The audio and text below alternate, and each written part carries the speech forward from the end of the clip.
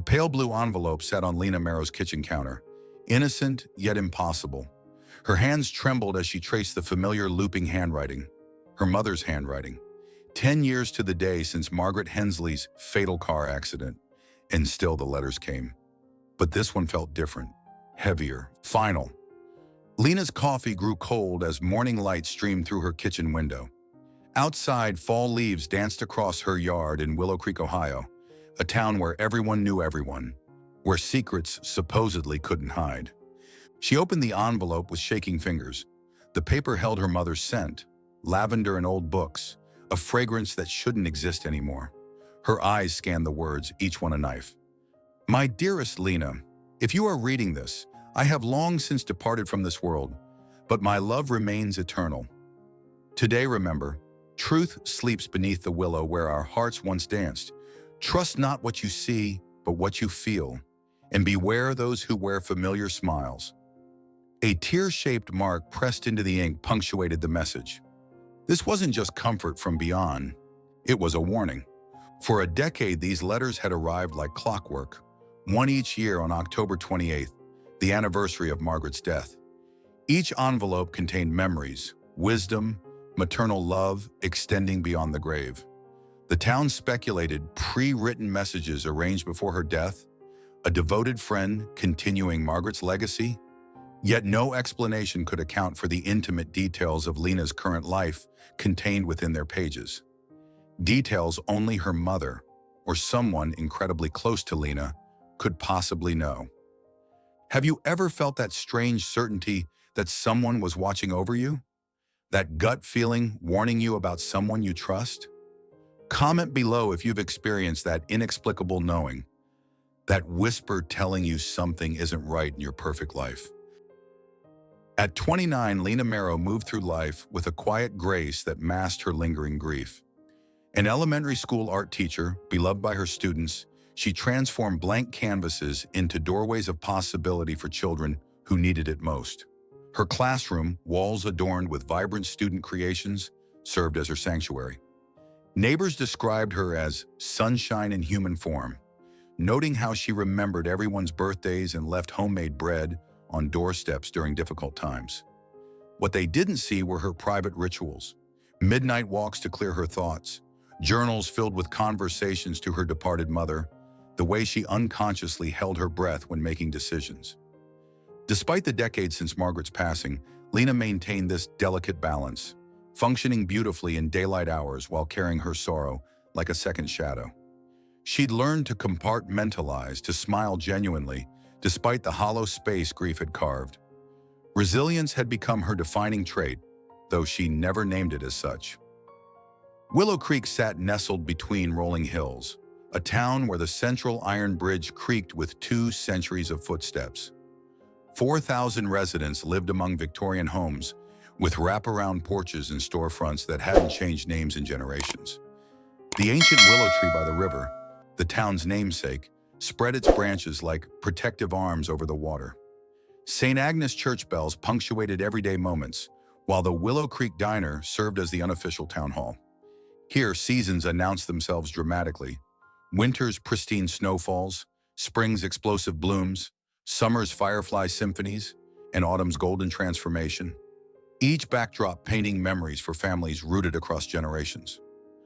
Dr. Victor Marrow stood as Willow Creek's golden son, the pediatrician who returned home after medical school to establish the town's free clinic. Charitable galas featured the couple prominently. The handsome doctor and his artistic wife represented everything right about small-town values. Their colonial revival home hosted dinner parties where Victor charmed guests while Lena served her famous apple tarts. She'd catch admiring glances from friends who whispered relationship goals when they thought she couldn't hear. Only Lena noticed how Victor's smile vanished when doors closed, how compliments in public became criticisms in private, how his fingers left invisible bruises on her decisions. The first envelope arrived precisely 1 year after the accident, October 28, 2015, postmarked from Cleveland. Inside lay a pressed violet, Margaret's favorite flower, alongside a handwritten note filled with motherly wisdom and specific memories only she and Lena had shared. Each subsequent year brought another letter. 2016, advice about teaching art to children who see differently, arriving just as Lena began working with her first special needs student. 2017, reflections on loss, arriving the week Lena's childhood dog passed away. 2018, encouragement regarding her relationship with Victor, coinciding with their engagement. 2019 to 2021, observations about marriage, career choices, and community involvement, each eerily current. 2022, subtle questions about Victor's late-night absences. 2023, warnings wrapped in metaphors about gardens and weeds that appear helpful but quietly poison. Each letter bore Margaret's distinctive handwriting, verified by old birthday cards and journal entries Lena had preserved. The letters transformed Lena's grief. Initially, they offered impossible comfort, her mother's voice extending beyond death, a miracle she couldn't explain but desperately needed. She analyzed each word, searching for hidden meanings, sometimes reading them aloud in empty rooms as if continuing conversations. By the fifth year, comfort mixed with growing confusion. How could her mother know about colleagues Lena met years after Margaret's death? Why mention the red cardinal that built a nest outside Lena's classroom window last spring? She developed rituals around each letter's arrival, taking the day off work, lighting her mother's favorite vanilla candle, and reading by the river beneath the willow tree. Sleep became fragmented by dreams where Margaret tried speaking through static. These yearly messages altered her perception of death itself. Not a severing, but a transformation, a doorway through which love still reached back. The letters became Lena's emotional lighthouse, annually guiding her through life's decisions. When disagreements with Victor escalated, she'd reread passages about standing in your truth. When doubting career choices, she'd find her mother's encouragement about teaching through your hands. Yet questions multiplied. Who mailed them? How did they know intimate details of Lena's current life? Was someone watching her? The skeptical part of her mind whispered, impossible, while her heart recognized her mother's essence in every line. Each October 28th brought both healing and reopened wounds, a cycle of comfort and mystery that defined her life's rhythm for a decade. Unlike previous envelopes, this one arrived early morning rather than afternoon mail. The paper felt heavier, like cardstock rather than stationery. The handwriting, though unmistakably Margaret's, appeared rushed, pressed deeper into the paper as if written with urgency. October 28, 2024. 10 years exactly since the accident, a decade of impossible correspondence. The letter began differently too. No gentle reminiscing or motherly advice. Instead, my dearest Lena, if you are reading this, I have long since departed from this world, but my love remains eternal. The middle paragraphs reference moments from their past, sitting beneath the willow, making daisy chains while sharing secrets. Then the tone shifted. Truth sleeps beneath the willow where our hearts once danced. Trust not what you see, but what you feel, and beware those who wear familiar smiles. At the bottom, something new. A tear-shaped impression pressed into the ink, a symbol Lena recognized from her mother's old jewelry box. The willow tree reference wasn't merely poetic, it was precise. As children, Lena and Margaret buried a metal box beneath those ancient roots, their treasure spot known only to them. The warning about familiar smiles pointed unmistakably towards someone close to Lena, someone trusted. Most disturbing was the tear-shaped mark.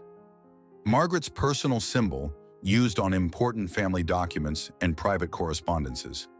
A symbol she'd never shared publicly. This wasn't just another comforting message. This was Margaret Hensley reaching through time with deliberate purpose to expose a betrayal so profound it had remained hidden for a decade.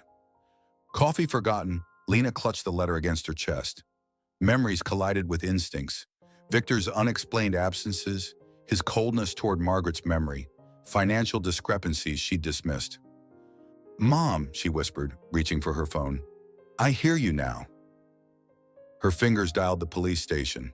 There was no turning back. When was the moment you finally trusted your intuition over someone's carefully crafted image? Did you act on that feeling or ignore it? Share below. Your experience might help someone recognize their own warning signs before it's too late. Dr. Victor Mero cultivated an image of medical excellence and community devotion. At 36, his credentials gleamed. Top of his class at Johns Hopkins, published research on pediatric care, founder of Willow Creek's free clinic. His childhood in this very town added authenticity to his charitable persona. The hometown hero returned to serve. Beneath this carefully constructed exterior lived a different man. Colleagues noted his methodical nature extended beyond medical precision into controlling behavior. His need for recognition manifested in framed newspaper articles throughout their home.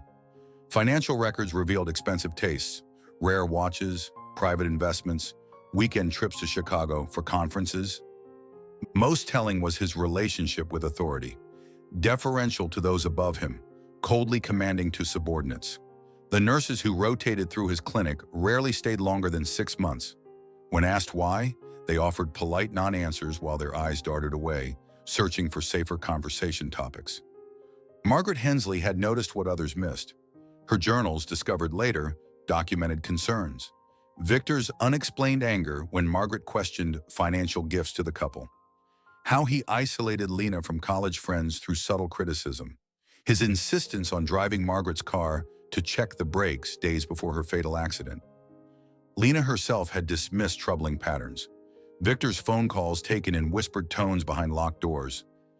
His rage when she spent her inheritance on art supplies rather than his suggested investments. The strange coincidence that people who disagreed with Victor experienced professional setbacks or sudden reputation damage. Victor operated through calculated manipulation rather than brute force. He weaponized Lena's grief, positioning himself as her steadfast supporter while simultaneously undermining her confidence. "Are you sure that's what your mother would want?"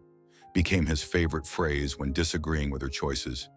His psychological strategy embodied classic coercive control, alternating warmth with withdrawal, public praise with private criticism. He cultivated dependencies, managing all finances, maintaining her car, even selecting her medications when she developed anxiety. Most effective was his gaslighting technique, rearranging objects, changing plans then denying it, questioning her memory, until Lena doubted her own perceptions, making her blind to his deadlier deceptions. Victor's medical practice genuinely saved children's lives while his hidden actions destroyed others. The community funds he raised built code playgrounds where kids laughed daily. This fundamental contradiction, doing measurable good while concealing profound evil, allowed him to justify his actions through a distorted moral mathematics that only he understood. Clutching the decade of letters in a manila folder, Lena entered Willow Creek Police Department at 9:15 a.m. The walk through town had been surreal, passing neighbors who waved, unaware that her world was fracturing with each step. At the front desk, her voice wavered. "I need to report a possible... I'm not sure what to call it." Officer Jenkins recognized her immediately. "Mrs. Mero, everything okay?" The simple question broke something loose. "No," she answered, surprising herself with newfound clarity. "I believe my mother's car accident wasn't an accident, and I think my husband was involved." Detective Carla Ruiz, transferred from Columbus 3 years prior, approached cold cases with methodical precision. Unlike her colleagues who dismissed the letters as elaborate pranks, she saw patterns worth examining. "Grief creates miracles sometimes," she told Lena, "but it rarely creates evidence." Ruiz built her investigation meticulously, documenting each letter's postmark and contents, requesting forensic analysis of handwriting samples, examining Margaret's original accident report with fresh eyes. She interviewed Margaret's friends, uncovered financial records, and reconstructed timelines. Most importantly, she listened when others had dismissed Lena's concerns as products of extended mourning. Sometimes, Ruiz noted, the impossible answer is the correct one. 3 days later, autumn rain soaked the ground as Lena led Detective Ruiz to the ancient willow. Wind whipped yellowed leaves into miniature cyclones around them.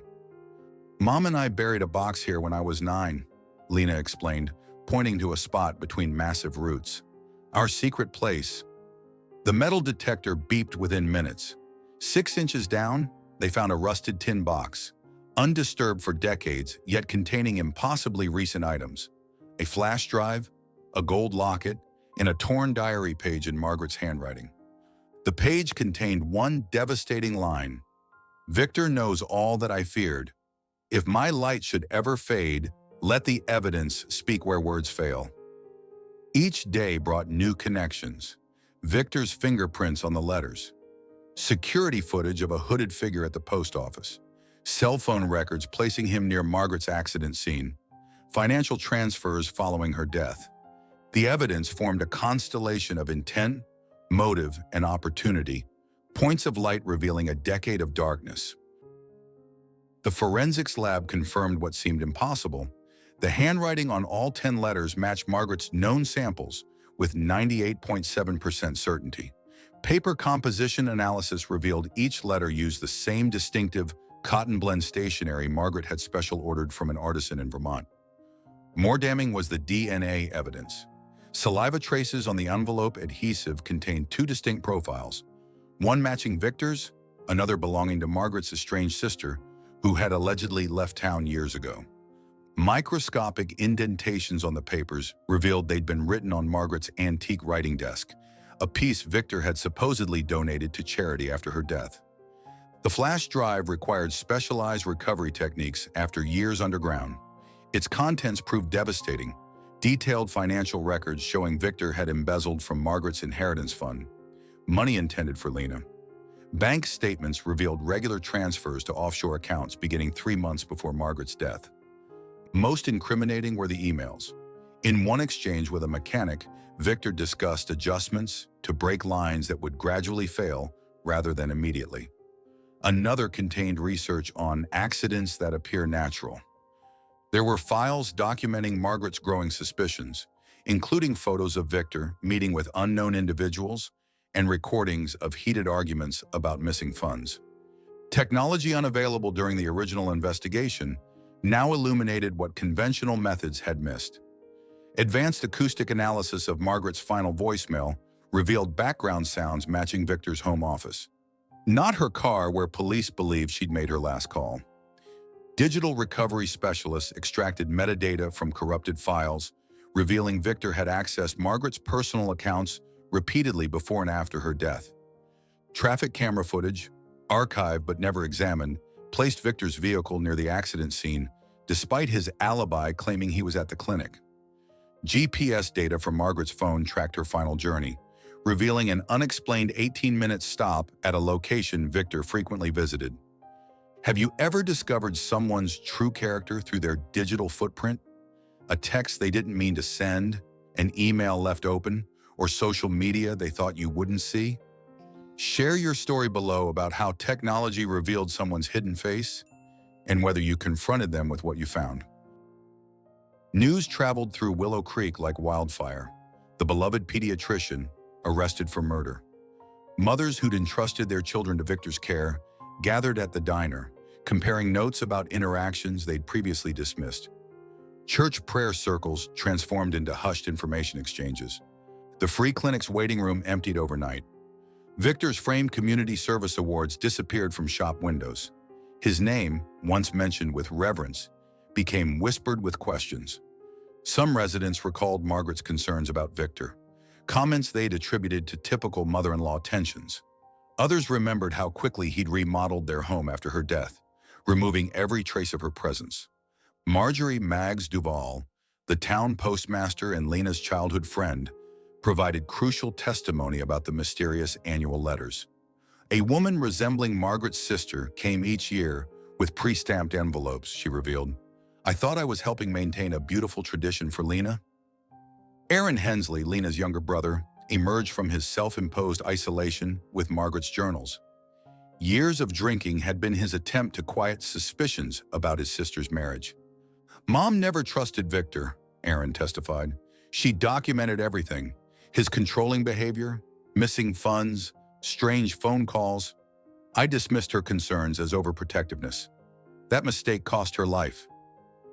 Willow Creek fractured into camps, those demanding justice versus those insisting on Victor's innocence despite mounting evidence. Lifelong friendships dissolved over dinner tables.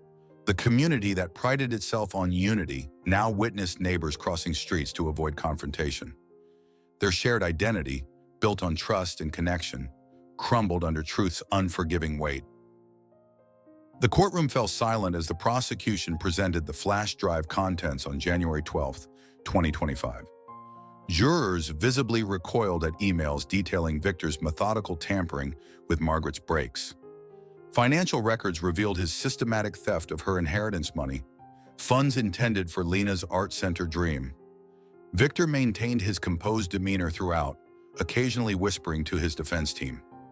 His attorney attempted to discredit the letters, claiming they were elaborately forged by someone with a vendetta against the respected doctor. This facade crumbled when forensic experts testified about DNA evidence linking Victor directly to the letters. The recovery of Margaret's writing desk, found in his private storage unit, not donated as claimed, provided physical evidence contradicting his sworn statements. After 7 days of testimony, the jury deliberated for just 4 hours before returning their verdict: guilty on all counts. Lena approached the witness stand clutching her mother's gold locket. 3 months of investigation had transformed her. Grief reshaped into determination as she faced her husband of 8 years. "I believed in miracles when those letters arrived," she testified, voice steady despite her trembling hands. "I never considered they might be warnings instead of comfort." She described how Victor had methodically isolated her from friends, controlled their finances, and subtly diminished her memories of Margaret. How he'd questioned her sanity when she mentioned inconsistencies in his stories. "My mother found a way to protect me even after death," Lena concluded. "She couldn't save herself, but she saved me." These letters weren't supernatural. They were evidence of premeditation and a sister's promise to deliver truth when it was safe. Financial desperation drove Victor's initial actions. Massive gambling debts threatened his medical career. Margaret discovered his theft from their joint accounts, but prosecutor evidence revealed deeper psychology: control. He eliminated the one person who saw through his facade, then spent years methodically molding Lena into a dependent, unquestioning partner he completely dominated. Judge Wells delivered maximum sentencing: 25 years without parole. "You betrayed not just your wife and mother-in-law, but an entire community's trust." Outside, crowds gathered silently. No celebration, just collective processing. Willow Creek would heal, but differently, with newfound awareness that even familiar smiles sometimes hide unimaginable darkness.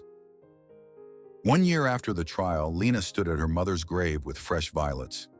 "You saved me twice," she whispered, "once by loving me, once by warning me." She had sold the house, completed art therapy certification, and reclaimed her maiden name, Lena Hensley. Weekly support groups for domestic abuse survivors became her sanctuary, both as participant and eventual facilitator. Her paintings, abstract explorations of hidden truths in recovery, gained recognition in regional galleries. Each canvas represented another fragment of herself reclaimed from Victor's influence. Most importantly, she learned to trust her instincts again. That inner voice Victor had systematically silenced now guided her decisions. The Willow Creek Art Center opened its doors on October 28, 2026, exactly 12 years after Margaret's death. Lena transformed the abandoned riverfront warehouse using Margaret's recovered inheritance. Sunlight streamed through floor-to-ceiling windows onto workshop spaces where children crafted mosaics from broken pieces. A dedicated wing offered free counseling for domestic violence survivors. Community murals explored themes of truth, resilience, and renewal. A violet garden flourished beside the entrance. Inside, Margaret's writing desk, reclaimed from evidence, served as the reception counter where visitors signed in, each signature an affirmation of community rebuilding.